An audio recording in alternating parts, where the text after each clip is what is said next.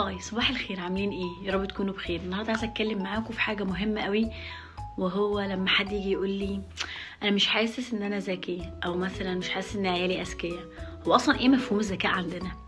طب حد يعرف اصلا ان الذكاء 9 انواع او 10 انواع كمان؟ خليني اقول لكم بالتفاصيل ايه انواع الذكاء، وعلى اي اساس نقدر نقول الطفل ده ذكي او لا، وعلى اي اساس نقول احنا اذكياء اصلا ولا لا.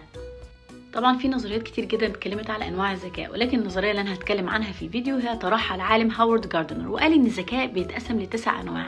اولهم الذكاء اللغوي، وده بيعتمد على ان الانسان او الطفل بيستخدم اللغه في التعبير عن افكاره ويحلل وينقد. دايما هتلاقي اللي بيستخدم الذكاء اللغوي المبرمجين، او اللي هم اللي بيستخدموا الكودينج، او اللي بيترجموا، او العلماء. وده بيبقى ذكاء فطري، ان هو يستخدم كلمات معينة او يتعلموا لغة معينة في التعبير عن افكارهم، او ينقضوا اي حاجة، او يحللوا اي موقف قدامهم. فلو عندك الذكاء ده وشايف ان انت بتستخدم كلمات او تعبيرات كبيرة قوي في اللغة، فده يبقى عندك ذكاء لغوي. في نوعين من الذكاء هو ادمجهم مع بعض، وهو الذكاء البصري او الذكاء الرياضي المنطقي، وهو استخدام المجسمات والابعاد، او بالنظر كده يعرف مساحه ده ايه وده طوله ايه. واغلب الذكاء ده بيبقى عند المهندسين والمبرمجين والرسامين. فلو انت بتعرف مقياس الحاجات بالنظر كده، او حاسس لما انت تبص لاي حاجه بتقيسها بابعاد او بتستخدم الارقام، فده نوع من انواع الذكاء البصري او الذكاء الرياضي اللي بيبقى برضه موجود بالفطره عند الانسان. وطبيعي بنلاقي اطفال تحب الرياضه قوي او بتحب تقيس، فده مؤشرات للذكاء البصري او الذكاء الرياضي. ثالث نوع وهو الذكاء الجسدي او الذكاء الحركي، وبيتميز اصحاب الذكاء دول ان هم بيقدروا يحركوا جسمهم او يعملوا حركات مش اي حد يقدر يعملها، بيبقى جسمهم فليكسيبل. اوقات بنلاقي الاطفال تقدر مثلا تتشقلب او تقدر تعمل حاجات غريبه، يعني ممكن الكبار ما يقدروش يعملوها. ده نوع من انواع الذكاء الجسدي. اغلب اللي بيستخدم الذكاء دول الرياضيين، اللي بيستخدموا يعني بيلعبوا نوع من انواع الرياضه او السبورت يعني. والنوع التاني الراقصات، سواء كانوا بقى باليرينا او جيمناستيك او اي حاجه، هتلاقي جسمهم مختلف، عندهم ذكاء في الحركات بتاعتهم مش اي حد يقدر يعملها. فانت برضو لو شايف نفسك كده او شايف عيالك بيلعبوا رياضه معينه وجسمهم فليكسبل، فهم عندهم ذكاء حركي وذكاء جسدي.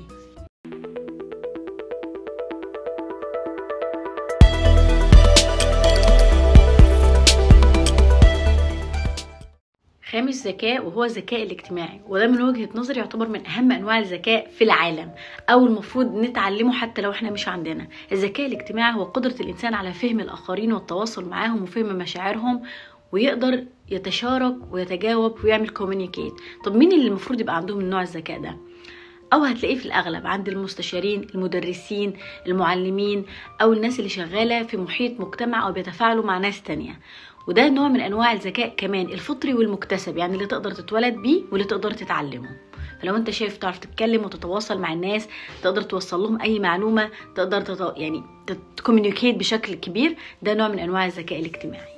النوع الثامن وهو اسمه الذكاء الطبيعي. اصحاب الذكاء ده بيبقى عندهم القدره على التواصل مع الطبيعه، التواصل مع الشمس والقمر والشجر والتربه والزرع، بيبقى عندهم نوع من انواع التواصل الخاص في فهمهم، وده نوع من انواع الذكاء. طب مين اللي بيبقى عندهم الذكاء الطبيعي ده او ذكاء الطبيعه؟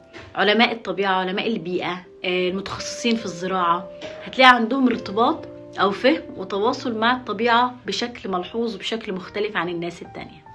اخر نوع بقى من الذكاء اللي طرحها العالم هوارد جاردنر في نظريته هو الذكاء الوجودي. اصحاب انواع الذكاء ده بيبقى عندهم على القدرة في التفكير في الوجود، يعني في التفكير في الحياة والموت، اللي بيحصل بعد الحياة، اللي حصل قبل الحياة، الحاجات دي كلها. التفكير ده نوع من انواع الذكاء اسمه الذكاء الوجودي، انك بتفكر في الوجود والانتهاء والبداية والحاجات دي كلها. طب مين اكتر ناس ممكن يكون عندهم الذكاء ده؟ الفلاسفة، رجال الدين، الناس المتدينة، هتلاقيهم دايما بيتكلموا على الحياة والموت، وبيتكلموا على الافكار الوجودية، او مثلا فكرة الخلق وفكرة البعث. الافكار دي كلها، الافكار ده نوع من انواع الذكاء. يعني لما تلاقي ابنك جاي يسألك يا ماما احنا جينا ازاي، ولا مين خلق السماء، مين خلق، ده نوع من انواع الذكاء، ده بداية ذكاء اسمه الذكاء الوجودي، وده نوع مهم قوي من انواع الذكاء. عشان كده ما ينفعش اقول انا ابني مش ذكي او بنتي مش ذكيه او احنا مش اذكياء، لانه مش مقتصر على الذكاء الاكاديمي فقط او الذكاء التعليمي فقط، هو بيشمل 9 انواع. فانت لازم لما تيجي تتكلم على حد تقول ذكي او ذكي تقيم على الانواع اللي احنا اتكلمنا فيها. بس اتمنى يكون الفيديو كان مفيد وتكون عرفت ايه انواع الذكاء. باي.